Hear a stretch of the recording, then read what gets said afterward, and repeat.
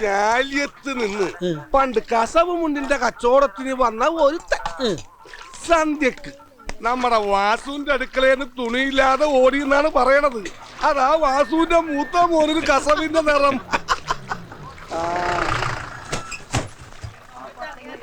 എടാ ഒരാഴ്ച കൊണ്ട് വെയില് കൊള്ളിച്ചിട്ട് ഈ മീൻ കൊണ്ടുപോയാ പോരായിരുന്ന? ഉണക്കാനായിട്ട് അധികമൊന്നുമില്ല. ഈ ട്രോളറുകാരുള്ള പൊട്ടും പൊടിയെല്ലാം വാരിക്കൊണ്ട് പോയിട്ട് ഇപ്പൊ കടലിൽ മീനില്ലാണ്ടായി. ഈ പ്രാവശ്യം പാതിലോടെ ഉള്ളൂ. കൃഷ്ണാപ്പള്ളിക്കാ. നീ എന്നാ? അടുത്ത ആഴ്ച കാണാം. ഓ ചായ കഴിക്കാനൊന്നും വേണ്ടടാ. ആ രണ്ടും പരദൂഷണം ആയിക്കോട്ടെ, അല്ല ചൂടുള്ളത് വേണം കേട്ടോ.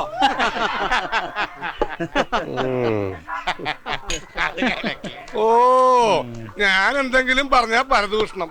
പണ്ട് വാസുവിന്റെ പെങ്ങള് കറലിച്ചാടി ചത്തത് വയറ്റിലുണ്ടായിട്ടാണെന്ന് ഞാൻ പറഞ്ഞപ്പോ ഇവനൊക്കെ പറഞ്ഞ് പരദൂഷണമെന്ന്. പോസ്റ്റ്മോർട്ടം കഴിഞ്ഞ് പത്രത്തില് വാർത്ത വന്നപ്പോ എന്തായി?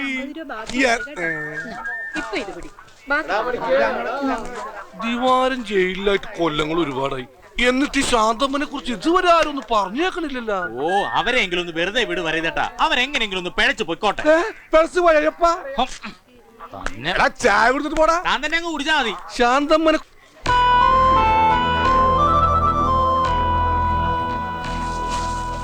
അല്ല ദിവാകര, കാലാവധിയൊക്കെ തീർന്നു കിട്ടി. പറഞ്ഞിട്ട് കുറച്ച് പരിപ്പോട് പഞ്ചെടുത്തു. എന്താണ് മക്കളെ, സുഖല്ലേ? ഞാൻ സേലത്ത് ഉണക്കമീൻ എത്തിച്ച് തിരിച്ചു വരണ വഴി ചില്ലറ സാധനങ്ങൾ വാങ്ങാൻ ടൗണിലൊന്ന് നിർത്തിയതാ. ദിവാകരേട്ടൻ വണ്ടിയെ വന്ന് ഇറങ്ങുന്ന എന്റെ കൺമുമ്പിൽ തന്നെ. ശരി ദിവാര ചായ. ഞാൻ വീട്ടിലേക്കല്ലേ.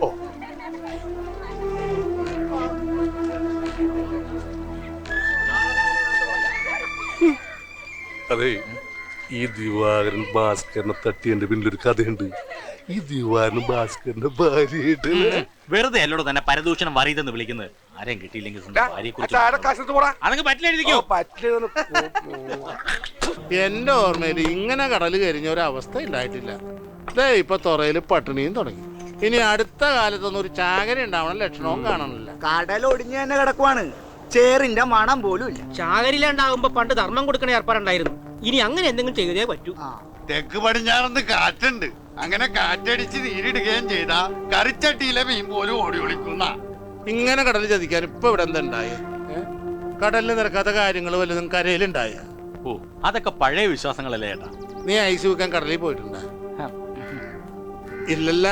എടാ ഇങ്ങനെയുള്ള വിശ്വാസങ്ങളാ ജീവൻ മടയം വെച്ച് കടലിൽ പോണം ഞങ്ങളുടെ ബലം. മനസ്സിലായടാ? നിങ്ങൾ തോറയിലാശാനെ കണ്ട് സങ്കടം പറ. ഒരു വറുതി വരുമ്പോ അതാണല്ലോ ഇവിടുത്തെ പതിവ്. അതെ, കടലിന്റെ ശാസ്ത്രം അറിയാവുന്ന ആളാണല്ലോ. പണ്ട് വർഷകാലത്ത് കടൽ കയറി മുങ്ങിയിരുന്ന തുറയാണല്ലോ ഇത്. അതെ. ആശാൻ കടലമ്മക്ക് ഒരു കല്ലുവിളക്ക് തീർന്ന് കാവിൽ നാട്ടിയതിന് ശേഷം പിന്നെ ഇവിടെ വെള്ളം പൊങ്ങിയിട്ടില്ല. ഓരോ അന്ധവിശ്വാസങ്ങൾ പറഞ്ഞ പാവൻ ചെക്കനെ കരയെന്ന് ഓടിക്കല്ലേ.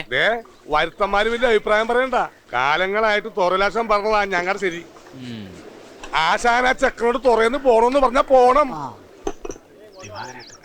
ദിവാകരേട്ടൻ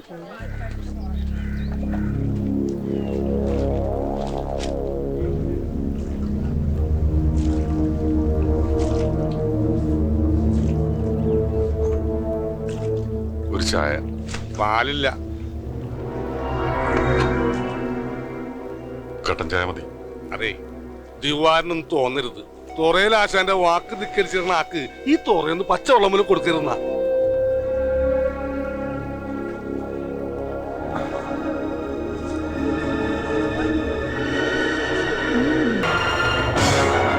പിറ്റേന്ന് ആ കരയാകെ ഞെട്ടണ വാർത്തയായിട്ടാണ് പരദൂഷണം വറിയതെത്തിയത്.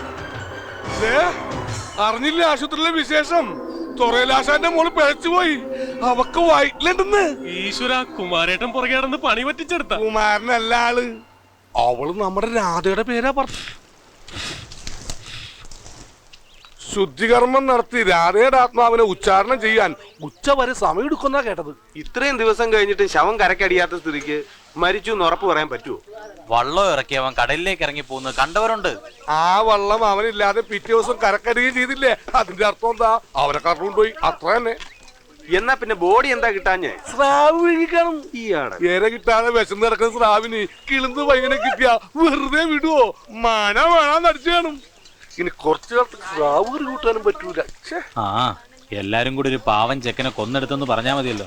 പോയപ്പോ ആർക്ക് പോയി? അവന്റെ തന്തയ്ക്കും തള്ളയ്ക്കും പോയി. എന്നാലെന്ത് വേണ്ട, ദിവാരനും ഭാര്യയ്ക്കും അഭിമാനിക്കല്ലോ. അവരുടെ മോൻ ഈ കരയെ രക്ഷിക്കാൻ സ്വയം കടലിലേക്ക് ഇറങ്ങിപ്പോയ മഹാനല്ലേ മഹാൻ. അവന്റെ ഒരു ഫോട്ടോ കിട്ടിയിരുന്നെങ്കിൽ ഞാനിവിടെ പൂമാലിട്ട് വെക്കും. അവനിപ്പൊ പരലോകത്ത് നൃത്തം ചെയ്ത് 80 തിലോത്തമ്മമാരെ തോപ്പിച്ചു കാണും.